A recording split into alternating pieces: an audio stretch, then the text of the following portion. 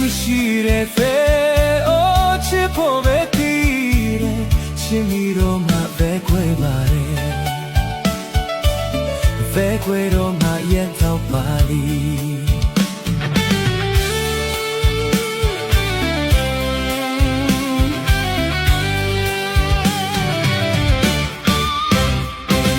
နေမာတို့တဲ့